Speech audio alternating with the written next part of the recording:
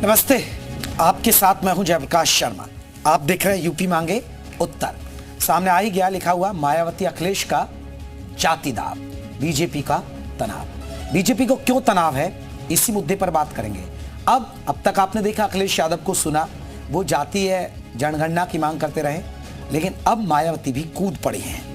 तो जातीय जनगणना का जिन एक बार फिर से बाहर निकला है। इस बार बीएसपी सुप्रीमो मायावती ने जातीय जनगणना की मांग की है। मायावती का कहना है कि देश और समाज के विकास के लिए जातीय जनगणना कराना जरूरी है।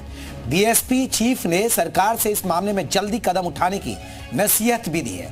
अखिलेश यादव और राहुल गांधी पर जातीय जनगणना की मांग करते आ रहे हैं। ऐसे में कह सकते हैं कि अखिलेश यादव की राह पर मायावती चल रही हैं। हालांकि बीजेपी जातीय जनगणना के मामले पर चुप्पी साध लेती है। तो आज इसी मुद्दे पर हम चर्चा करेंगे। क्या जातीय जनगणना जरूरी है या फिर सपा बीएसपी का सियासी मजबूरी है, इस पर चर्चा होगी। लेकिन उससे पहले इस मुद्दे पर बीजेपी क्यों मौन है, ये रिपोर्ट आप देखिए। जब कभी भी समाजवादियों को मौका मिलेगा, सबसे पहले जातीय जनगणना कराई जाएगी।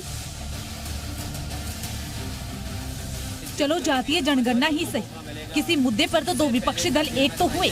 लंबे वक्त से समाजवादी पार्टी जातीय जनगणना की मांग करती रही है। खुद की सरकार आने पर सबसे पहले जातीय जनगणना का वायदा किया और अब इसी मुद्दे पर अखिलेश यादव को बुआ मायावती का साथ भी मिल गया है।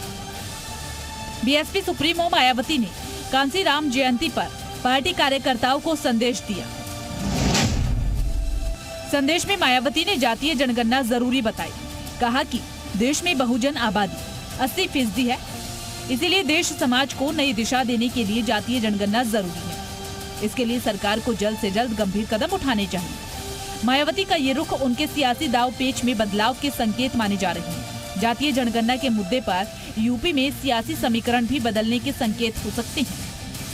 सामाजिक न्याय का एकमात्र विकल्प जातीय जनगणना ही है। देश की 90% आबादी ही पीडीए है, जिसके पिछड़ा, दलित, अल्पसंख्यक, आदि आबादी और पीड़ित अगड़े के हितों का संघर्ष माननीय राष्ट्रीय अध्यक्ष अखिलेश यादव जी कर सकते हैं।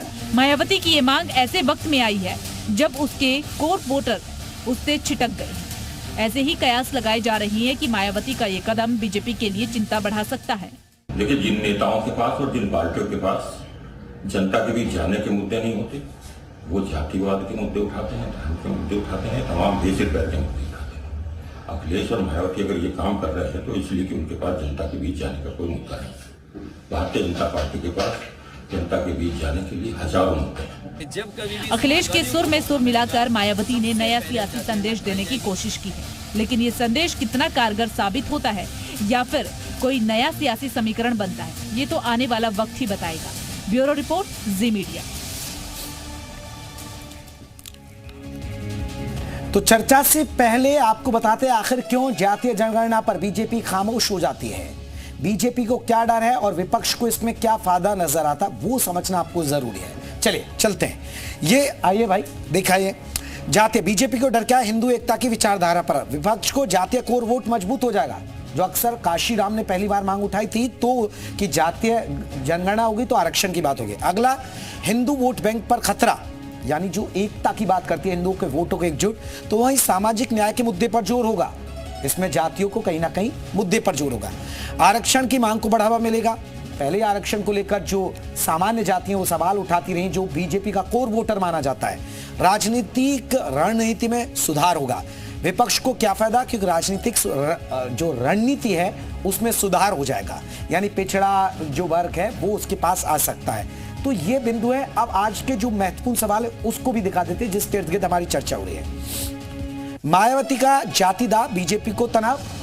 मायावती ने लंबे वक्त बाद ये मांग उठाई है, काशीराम ने उठाई थी। हिंदू एकता, जातीय जनगणना बहाना या मकसद वोट बैंक साधना, ये भी एक बड़ी बात है। जातीय जनगणना जरूरी है, सियासी मजबूरी है, क्योंकि बीजेपी हिंदुत्व का नारा एकता में बने, और बीजेपी मजबूत स्थिति में इसलिए क्योंकि कई राज्यों में उसकी सरकार भी और केंद्र में भी ये बात है। तो आज हम इसी मुद्दे पर बात होगी और हम बात करेंगे, तमाम मेहमान होंगे कि आखिरकार इस मुद्दे को लेकर वो क्या सोचते हैं। और मायावती का ये दाव इसलिए क्योंकि उसका कोर वोटर है, वो कहीं ना कहीं उसके साथ जुड़ जाए। हमारे साथ कौन कौन से खास मेहमान रहेंगे, मैं अपने मेहमानों का आप जल्दी से परिचय करा देता हूं। हमारे साथ मनोज उपाध्याय बीजेपी की तरफ से रहेंगे, रविंद्र सिंह प्रवक्ता हमारे साथ समाजवादी पार्टी की तरफ से रहेंगे, गोल्डी राठौर रहेंगे, नेता हैं बीएसपी के, अरविंद जयतिलक रहेंगे राजनीतिक विश्लेषक। तो तमाम लोग हमारे साथ जुड़ गए हैं। सबसे पहले मैं गोल्डी राठौर जी आपसे चर्चा की शुरुआत करता हूं। राठौर साहब, अब आप भी चाहते हैं, जैसे समाजवादी पार्टी और कांग्रेस मांग कर रही है कि जातीय जनगणना हो, ये आवाज उठाई लेकिन देर से उठाई, क्यों? देखिए सर, मान्यवर काशीराम साहब ने जब बहुजन समाज पार्टी की स्थापना की थी तो उन्होंने शुरू से इस बात की आवाज उठाई थी कि जाति गणना होनी चाहिए, तो हम तो पहले से इसके समर्थन में हैं। लेकिन बीजेपी किसी ना किसी वोटर या जनसंख्या के आधार पर आरक्षण को लेकर वो दबाव बनाती रही है और आज दिन तक उसका जनगणना नहीं करा पाई है। तो ये बीजेपी की नाकामियत है और बीजेपी ही नहीं चाहती है कि जाति गणना हो। हम तो इसके पहले से ही समर्थन में, क्योंकि मान्यवर साहब ने जातिगत गणना के लिए पहले से ही मतलब यानी कि इसका बीड़ा उठाए रखा था। नहीं, गोल्डी राठौर वो ठीक है, लेकिन आप बीजेपी को ही दोष क्यों दे रहे हैं? कांग्रेस से भी पूछे ना 2011 का क्या हुआ। 2011 में जातीय जनगणना हुई थी। बीजेपी, देखिए सर, बीजेपी को इसलिए दोष दे रहे हैं क्योंकि वर्तमान में भी हम लोग काफी समय से इस पर यानी कि आंदोलन या मानिए आप तरीके से विरोध कर रहे हैं कि जाति गणना होनी चाहिए, लेकिन जाति गणना नहीं हो रही है। तो क्योंकि वर्तमान में 14-15 साल से बीजेपी की सरकार है, जो केंद्र में भी है, यूपी में भी है, तो इसलिए सबसे बड़ी जिम्मेदारी बीजेपी की बनती है कि इनको जाति गणना तत्काल प्रभाव से करानी चाहिए और जाति के आधार पर लोगों को उसका सम्मान मिलना चाहिए और लोगों को भागीदारी मिलनी चाहिए। सर चले मनोज उपाध्याय जी, बीजेपी क्यों डर रही है जातीय जनगणना से? क्योंकि अब तो देखिए बीएसपी ने भी मांग उठा दी है, क्योंकि अब तक समाजवादी पार्टी और कांग्रेस को देख रहे हैं, बीएसपी भी कूद पड़ी है। बिल्कुल जेपी जी, देखने को मिल रहा है बहुत रोचक रहा है, क्योंकि अब बीएसपी को लग गया कि 2027 का चुनाव अब पास आ रहा है। इस नाते नहीं कुछ मुद्दा मिलेगा तो जात के मुद्दे उठाएंगे और फिर अपने जातियों के वोटों को करोड़ों करोड़ों भाव में बेचने का काम बहन मायावती करती हैं, जैसा हर चुनाव में देखने को मिलता है। 2-3 मुद्दों पे हम बात करते हैं। नंबर 1, दलितों की बेटी कही जाने वाली बहन मायावती, आप बताइए, उनकी सरकार में सर्वे तो आप लोगों के पास भी होगा, वही दलित भाइयों के लिए घास फूस के मकानों में रहने के लिए विवश होते थे। आज योगी आदित्यनाथ की सरकार, नरेंद्र मोदी की प्रधानमंत्री सम्मान किसान प्रधानमंत्री जो है आवास योजना के तहत हमने दलित बस्तियों का सुंदरीकरण, उनके पक्का मकान देने का काम किया। वो वही दलितों की बात हम आज कर रहे हैं कि जिन दलितों के लिए जो है घर में जो खाना बनाने के लिए लकड़ी इधर उधर बागीचों में दूसरों के पेड़ों से जाके पत्ते लाते थे और उसके बाद बना लेते थे। अगर कोई रोक दिया तो शायद खाने भी ना बन पाते थे, निवाला भी पेट में नहीं जाता था। आज नरेंद्र मोदी की देन है कि उनके घर हम उज्ज्वला योजना के तहत हम सिलेंडर दे के काम कर रहे हैं। हम उनकी गरीबी, जब तबीयत खराब होती थी तो जो है या तो मर जाते थे और या तो जो है वो जो है कहीं ना कहीं अपनी खेत बाड़ी को बेचते थे या किसी साहूकार वगैरह से या बड़े लोगों से जाके उधार लेते थे और सूद पे पैसा लेते थे और जिंदगी भर काम करके पढ़ाते थे। वो ठीक है ना मनोज जी, आप ठीक कर रहे हैं, वो सब ठीक कर रहे हैं, लेकिन अब जातीय जनगणना हो जाएगी तो आपको पता चल जाएगा ना कि आपने कितने लोगों को कितना फायदा पहुंचा दिया। जेपी जी मैं उसी पे आ रहा हूँ। अब दूसरी चीज हम इसी चीज को लिए कह रहे हैं कि हमने अब हमारे लिए जाति विशेष नहीं, हमारे लिए तो माननीय प्रधानमंत्री जी ने भी कहा है कि हम 4 ही जाति मानते हैं और उन चारों जातियों में जो है इससे हम ये यादव अलग कर दें, दलित को अलग करेंगे, पंडित को अलग करेंगे, मुस्लिम को अलग करेंगे, ये देश के विकास को, देश के बंटवारे को हम फिर से लागू करने के लिए हम पक्ष में नहीं है। हम ये कहते हैं, हम विकास की बात करते हैं, हम सबके साथ सबके विकास विश्वास, हम डरे नहीं है, क्योंकि हमारा जो योजना है माननीय प्रधानमंत्री जी का, हर किसी के घर में लाभार्थी के खातों में हर कोई सुखी है। चले मैं लौटूंगा मनोज जी, रविंद्र सिंह भी है हमारे साथ समाजवादी पार्टी की तरफ। रविंद्र जी, आप कैसे देखते हैं, क्योंकि अब बीएसपी भी मांग उठा रही है कि जातीय जनगणना होनी चाहिए? देखिए, आज का दिन बहुत पूर्ण दिन है। आज के दिन ही हमारे राष्ट्र नायक और सामाजिक परिवर्तन के महानायक माननीय कांशीराम जी का जन्म जयंती समारोह था। उसके लिए समाजवादी पार्टी भारत के संपूर्ण समाज को शुभेच्छा देती है। इस पूर्ण अवसर पे बहन सुश्री मायावती जी ने जो भी निर्णय लिया है वो एक युगांतरी निर्णय होगा और जो नरेंद्र मोदी की अमेरिका पोषित सरकार है वो किसी न किसी ऐसी स्थितियों में पहुंचेगी कि उसको पता लगेगा कि उसने भारत के 90% समाज के साथ गलत किया था। अब हम बार बार सामाजिक न्याय की बात करते हैं और जातिगत जनगणना की बात करते हैं। इसका कारण है अगर आप भारत के एजेंसियों द्वारा आंकड़े देखिएगा तो 10% लोगों के पास में 80% संपत्ति है। बताते हैं सबका साथ सबका विकास। फिर 50% वो लोग जो सबसे निचले पायदान पे हैं सामाजिक आर्थिक रूप से, उनके पास मात्र 6.4% की संपत्ति अभी बता रहे थे भारतीय जनता पार्टी वाले कि उन लोग खेती बेच देते थे। खेती नहीं था, बेच कहां से देंगे? नहीं रविंद्र जी, बीजेपी तो कह रही है ना कि आप जातियों में समाज को तोड़ना चाह रहे हैं।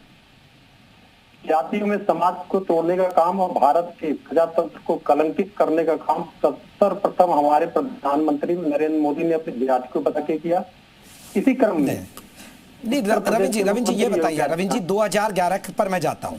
2011 में जातीय जनगणना हुई, आपको पता है कि वो रिपोर्ट अब तक सार्वजनिक नहीं हुई, और आप उस सरकार में भागीदारी थे या नहीं? थे या नहीं? कहाँ है वो रिपोर्ट? केंद्र में। मैं बता रहा हूँ, जो रिपोर्ट बनी, हाँ, रिपोर्ट बनने के बाद 2014 में हम चले जाते हैं। जब कोई भी रिपोर्ट बनती है, जैसे भारत सरकार अब तक 2021 की सामान्य जनगणना ही नहीं करा पाई है, तो रिपोर्ट की तो बात ही छोड़ दीजिए। वो रिपोर्ट तैयार रविंद्र जी, अब चलिए ठीक है, आप कह रहे हैं कि 2014। अब आते हैं, आपकी सहयोगी तो है कांग्रेस, कर्नाटक में कराई उन्होंने। कर्नाटक में क्या हुआ? कर्नाटक में भी ठंडे बस्ते में, बताइए ना। ठीक है, जो ये विषय है ना, ये जातिगत जनगणना, तो जब जनगणना का विषय आ जाता है तो केंद्र सरकार की सूची का विषय हो जाता है। तो किसी राज्य सरकार को लेके अगर हम गिरेंगे, वही तो मैं कह रहा हूं, फिर बिहार में भी यही हुआ, बिहार में भी वही, ये मामला अटक गया। अटक नहीं गया। मैं फिर आपसे बता रहा हूँ कि जहां पर जनगणना की बात आएगी तो केंद्र सरकार के पाले की बात होती है। जैसे बिहार में हुआ तो सुप्रीम कोर्ट ने रोक लगाई। तो इस प्रकार से ये जिम्मेदारी नरेंद्र मोदी की है, और भारत में सामाजिक असमानता बनी रहे, धार्मिक उन्माद बना रहे। चलिए मैं आता हूं मैं अरविंद जयतिलक जी का रुख कर लेता। अरविंद जयतिलक जी, आप देखिए वरिष्ठ पत्रकार है, आपने लंबे दौर से राजनीति को देखा और जातीय जनगणना के मुद्दे को समझा है। मैं चाहूंगा आप इसमें क्या नफा और क्या नुकसान देखते हैं? बीजेपी के लिए क्यों टेंशन है, और क्या क्योंकि 2011 का मैं जिक्र कर रहा हूं, देखिए कर्नाटक ने भी कराया था, कांग्रेस की सरकार है, सिद्धारमैया, मैं तो आंकड़ा देख रहा था 170 करोड़ रुपए खर्च किए थे उन्होंने जातीय जनगणना में, जब 2015 में कर्नाटक में वो उनकी सरकार थी।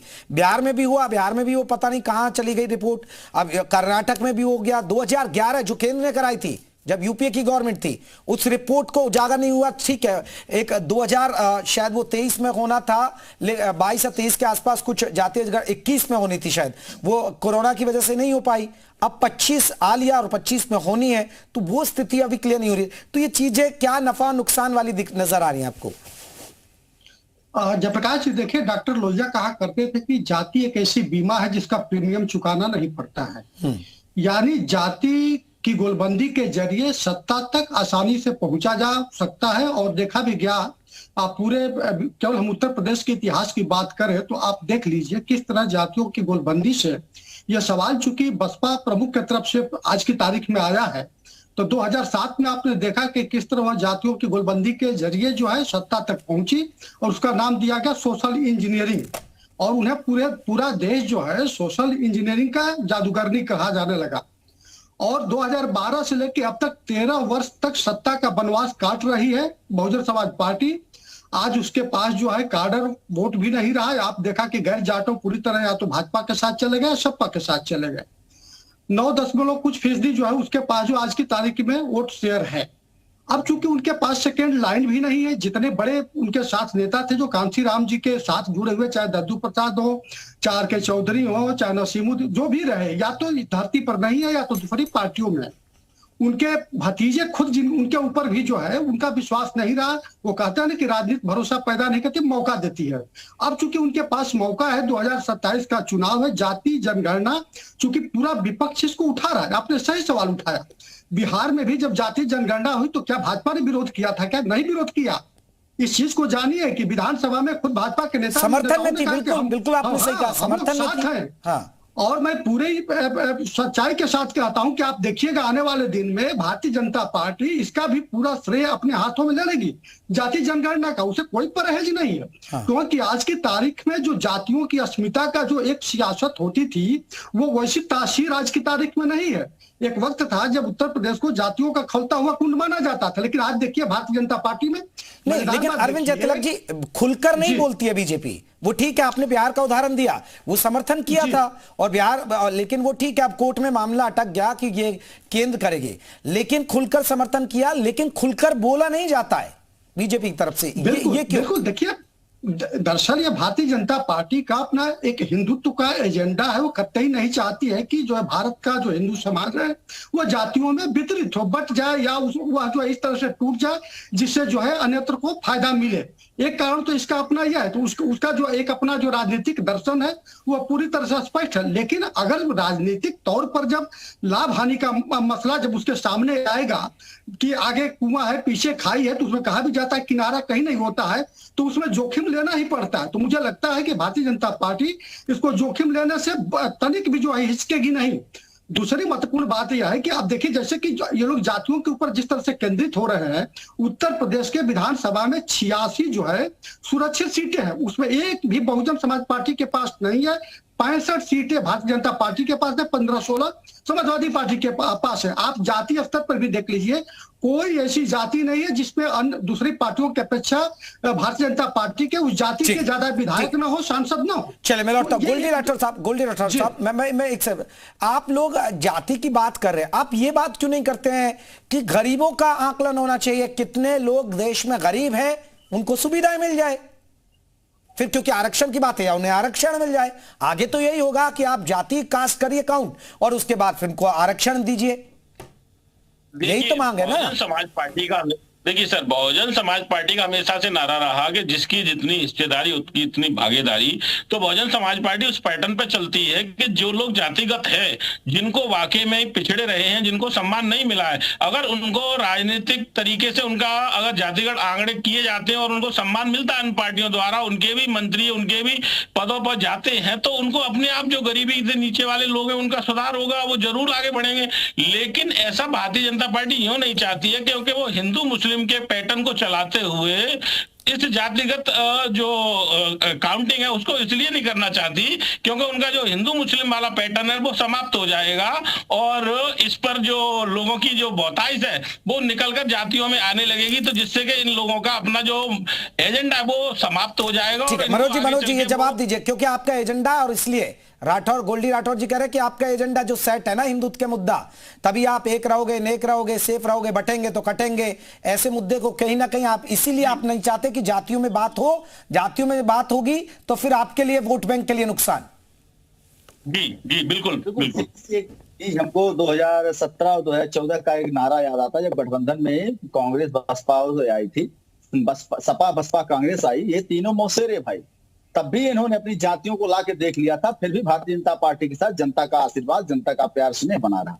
अभी देखिए लगातार 9 चुनाव भी हुए हैं, बहुत सारे मुस्लिम बेल्टों में हम लोगों ने पूरी जहां के 65% आबादी का क्षेत्र है, तब भी हमने जीता है। इसका मतलब ये नहीं कि हम जात पे आके जीते हैं, इसका मतलब ये है जेपी जी, क्योंकि हमने जो अपनी योजनाएं लागू किया है, इन लोगों की तरह समाजवादी पार्टी में योजना चलती थी तो ये होता था कि मुसलमानों को ये कन्या विद्याधन 30,000 रुपया, तो ब्राह्मण हिंदुओं को 20,000 मिलेगा। तो वो अंतर, हमने उसको अंतर को मिटाने का काम किया। आज जात कहीं है ही नहीं, आज आप खाली यही आप देखिए ना, किसान किसान है, युवा युवा है, ये महिला महिला है, ये जातियों में हमने डिवाइड करने का माननीय प्रधानमंत्री जी जो काम किया है, आज ये काम विकट जात का है। हम डेरे नहीं हैं, डेरे तो वो लोग हैं जो लगातार समय आने पे गालियां दे रहे हैं, समय आने पे पैर छू रहे हैं, समय आने पे एक दूसरे से जो गले मिलने की बात कैसो कुर्सी मिलनी चाहिए, चाहे आतंकवादियों के समर्थन से मिले, चाहे जो है जैसे औरंगजेब की स्तुति करके मिले, तो ये इनका काम है। दूसरी चीज मैं बता दूं, मैं हमारे सपा के बहुत अच्छी लंबी चौड़ी हाँक रहे थे, संपत्ति संपत्ति संपत्ति। हम पूछना चाहते हैं उनसे कि अखिलेश मुलायम सिंह यादव जी एक अध्यापक रहे, बहुत अच्छा काम प्रगति किया उन्होंने, अपनी संपत्ति अपनी जातियों में उन्होंने कितना बांटा, कहीं बांट के दिखाए हो तो आप बता दीजिए। एक चीज है जो जातियों का समीकरण है, इनका ये मामला है कि जैसा कि जातियों का दिखाएंगे उसके बाद उन जातियों का हम मोल भाव करेंगे। नहीं मनोज जी फायदा तो हुआ ना, तभी तो आप देखिए पीडीए लेकर आए तो इनको फायदा हो गया, लोकसभा चुनाव में रह गए आप। चुनाव में नहीं, देखिए वो एक भ्रम की स्थिति थी। उसका चुनाव में क्या हुआ, समाजवादी पार्टी अपने घर में हार गई, और वो भी जिन अल्पसंख्यकों के ऊपर चल रही थी, जिनके वोटों को लगातार उनको गुमराह करके लूटने का काम कर रही थी। और कि भाजपा आएगी तो मुसलमानों को लील लेगी, भाजपा आएगी तो ऑक्सीजन बंद कर देगी। तो आज मुसलमानों को भी ये लग गया कि बिल्कुल ये गलत कर रहे हैं, और इस नाते भारतीय जनता पार्टी। रविंद्र जी जवाब लूंगा मनोज जी की बात का। उनकी हिस्सेदारी आ रही है। देखिए, उन्मादी बातों का जवाब नहीं होता, मैं तथ्यात्मक बातें बताता हूँ। तो जातिगत जनगणना का विरोध भारतीय जनता पार्टी अपरोक्ष रूप से करती है, उसके दो प्रमुख कारण हैं। सबसे बड़ा जो आरएसएस का अपना एजेंडा रहा है कि आरक्षण खत्म होना चाहिए। जातिगत जनगणना अगर हो जाएगी तो आरक्षण नहीं खत्म कर पाएगी। बहुत प्रयास किया उन्होंने इन 10 सालों में। दूसरा, आरएसएस एक ऐसी संस्था है जो जिसके पास, मनोज जी लौटूंगा, पहले इनकी बात कंप्लीट हो जाए ना। कोई निश्चित सोर्स नहीं है फंड का, लेकिन सबसे बड़ा संगठन चलाती है, तो फंड मिलने बंद हो जाएंगे। इस कारण जातिगत जनगणना का ये लोग विरोध करते हैं। अब बोल रहे थे कि मुलायम सिंह यादव जी ने ये कहा या ये कहा, जो भी कहना चाह रहे होंगे। ये सोशलिस्ट पार्टी या समाजवादी पार्टी की देन है कि इस देश की राजनीति में 100% कब्जा उन्हीं 10% लोगों को था। लेकिन हम लोगों की जो सोशलिस्ट पार्टी है, समाजवादी पार्टी, समाजवादी आंदोलन रहा, या सारे जो शीर्ष राजनीतिक पद हैं, उसमें हम ही लोग हैं, पीडीए के लोग हैं। तो और इसी पीडीए के बल पे केंद्र की सरकार चल रही है। जिस दिन ये पीडीए के लोग भी ये समझ जाएंगे कि मोदी जी ने को कैसे 1993 में ट्रेनिंग दी गई थी इस देश को बेचने की, इस देश के पिछड़ों के, दलित के, वंचितों को, शोषितों को हड़पने की और देश को गिरवी रखने की, वो लोग साथ छोड़ेंगे। ये सरकार गिरेगी, जातिगत जनगणना हम तय करेंगे और जातिगत जनगणना होगी और सामाजिक न्याय जरूर होगा। तभी पता लगेगा कि इस देश की जनता जब 90% जनता जागती है तो ये उन्मादी ताकतें बाहर होती है। धन्यवाद। ठीक है मनोज जी। बिल्कुल, देखिए अभी हमारे मित्र बहुत अच्छी बात फिर कही इन्होंने, पीडीए लगातार कर रहे हैं। हम बिल्कुल पीडीए की बात, इनकी पीडीए में आप बताइए, लोकसभा चुनाव हुआ जेपी जी, इन बताइए कितने यादवों को इन्होंने टिकट देकर लोकसभा भेज दिया। जो जीतने वाली जगह इनकी थी, वहां तो अपने चच्चा दद्दा आगे बीच में भाभी भैया बाबू ये सब मिला के जीत रहे हैं किसी पीडीए पे। और दूसरी चीज जो ए में आ जाते हैं, लगातार कई नेताओं से अगर आपने भी पूछा होगा, हम लोगों ने भी देखा है इसको, कभी कहेंगे कि पीडीए का मतलब हो जाता है ए माने अगड़ा, कभी कहेंगे नहीं ए माने तो अल्पसंख्यक।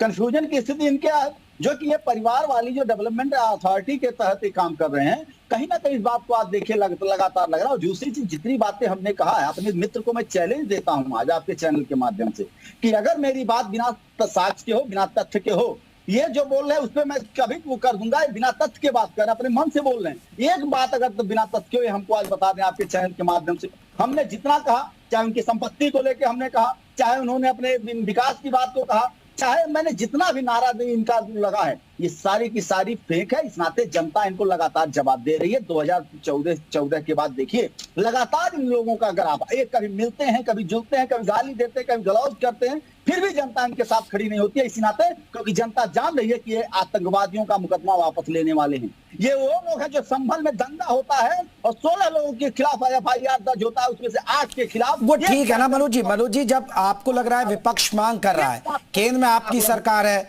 ज्यादातर राज्यों में आपकी सरकार है, कोई परेशानी होगी नहीं तो हो जाए फिर जातीय जनगणना, ठीक है, क्या दिक्कत है? नहीं तो इनसे पूछिए, क्या मुझसे आपसे पूछेंगे ना भाई, जब एक विपक्ष मांग कर रहा है, आपको कोई डर है क्या? मैं इनसे पूछ रहा हूं, क्या ये अल्पसंख्यकों की जातियों में खान अंसारी को अलग करेंगे क्या? पूछे इनसे जरा एक बात। ठीक, रविंद्र जी एक जवाब दीजिए, फिर मैं राजनीतिक विश्लेषक की तरफ जाऊं। असल में ये जितनी बातें इन्होंने कही वो सब IT सेल का अफवाह है। ये सच में है ऐसा। खान अलग है, अंसारी अलग है। मुसलमानों में भी आरक्षण मिलता है। वहाँ जो OBC वर्ग है उसको आरक्षण दिया जाता है और संविधान के तहत दिया जाता है। जब इनको इतनी छोटी जानकारियां नहीं मालूम है, केवल IT सेल की जानकारी मालूम है, तो उससे ज्यादा क्या कर सकते हैं? इन्होंने एक और झूठ बोला कि हमने आवाज दिया। आवाज कांग्रेस की टाइम से मिल रहा था, बहन मायावती ने आवाज दिया, माननीय कांशीराम के जी के नाम पे हम लोगों ने आवाज दिया। समाजवादी आवाज के नाम पे, तो ये झूठ बोलते हैं, इनको झूठ बोलने की ट्रेनिंग दी गई है और ये सारी बातें वो बता रहे हैं जिनको IT से उठ के भेज दिया है। इनको तथ्य से कोई मतलब नहीं है, क्यों उन्माद से मतलब है। और इनके उन्माद का एक मैं बता दूं, ये अपने को देखिए बेचैनी देख लीजिएगा, ये अपने को हिंदुत्ववादी, अभी हमारे राजनीतिक विश्लेषक ने कहा कि इनका जो राजनीतिक दर्शन है हिंदुत्व है, ये वो श्री राम को अवैध संतान करते हैं, माता जानकी को टेस्टी देवी कहते हैं, प्रभु बजरंगबली को दलित कहते हैं, हिंदू ग्रंथ में छेड़छाड़ की समीक्षा होनी चाहिए करते हैं।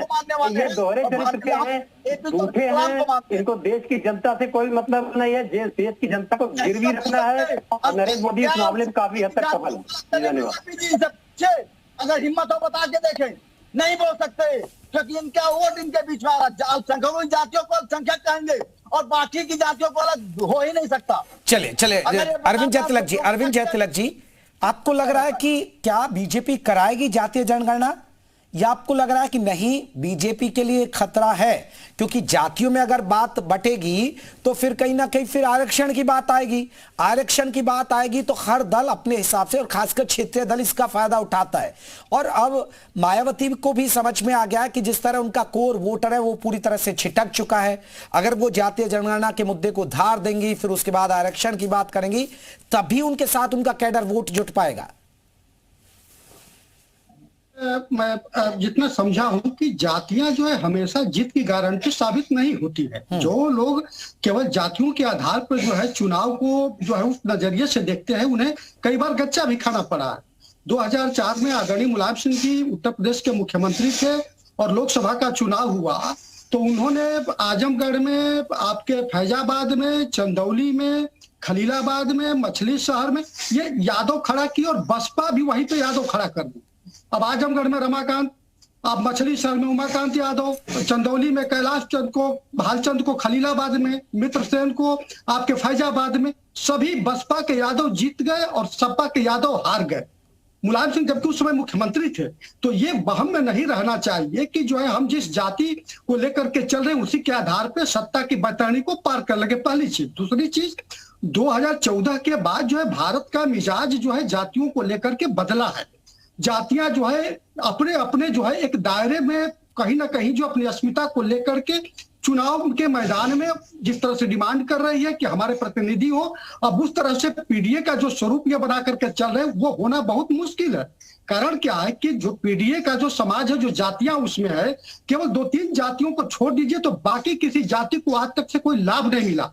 अब उनको जो है भारतीय जनता पार्टी अपने साथ जोड़ रही है, चाहे वो आप कोयरी समाज को देख लीजिए, धनगर समाज को देख लीजिए, पाल समाज को देख, कौन ऐसी जातियां हैं जिसका एक बड़ा नेता आज भारतीय जनता पार्टी अपने साथ नहीं जोड़ी है। आप केंद्रीय मंत्रिमंडल को देख लीजिए, प्रदेश के मंत्रिमंडल को देख लीजिए, सर्वाधिक जो मंत्री है पीडीए से ही है। आप भाजपा के मुख्यमंत्रियों में भी देख लीजिए, वहां पर भी पीडीए के मुख्यमंत्री हैं, दलित समाज के मुख्यमंत्री हैं। तो ये सारी चीजें जो है उस ढंग से जो है मुझे नहीं लगता है कि राजनीति को समतल करेगी जिस तरह से ये लोग समतल करने की कोशिश कर रहे हैं। हाँ, रही बात कि क्या भाजपा भी भविष्य में जो है जाति जनगणना के साथ खड़ी होगी? बिल्कुल खड़ी होगी। वो देश के मिजाज को अगर समझ जाएगी कि नहीं पूरा देश जो है चाहता है कि जाति जनगणना हो, तो उसके लिए कोई बड़ी चीज नहीं होगी, क्योंकि वो कभी भी नहीं चाहेगी कि जो है हम सत्ता विमुख हो और जो है कि हमको लेकर के किसी तरह की नाराजगी हो। बिहार उसका सर्वश्रेष्ठ उदाहरण है। लेकिन आप एक सवाल और है, आपने उठाया भी कि कर्नाटक में जिस तरह से जाति जनगणना हुआ उसका क्या हुआ? केंद्र कांग्रेस की सरकार ने कराई तो उसमें कितना फर्जी हुआ, कितना उसमें गलत साबित हुआ। महाराष्ट्र में पता चला कि जो उसके पहले जातियां थी उससे कई गुना अधिक जो है जातियां निर्मित हो गई, पता नहीं कहां से आ गई। तो ये सारी चीजें जो है वो कहते हैं कि पानी को उबलने के लिए भी 100 डिग्री टेम्परेचर का इंतजार करना पड़ता है। आप आने दीजिए 2027, आपको बहुत कुछ जो है तस्वीर साफ हो जाए। चलिए राठौर साहब एक सवाल, आपको क्या फायदा? देखिए, जिस तरीके से जो जाति गणना होनी चाहिए उससे पहले ही मैं कह चुका हूं कि जो बहुजन समाज पार्टी है वो हर वर्ग को, हर जाति वर्ग को सम्मान देना चाहती है और सम्मान देती चली आई है।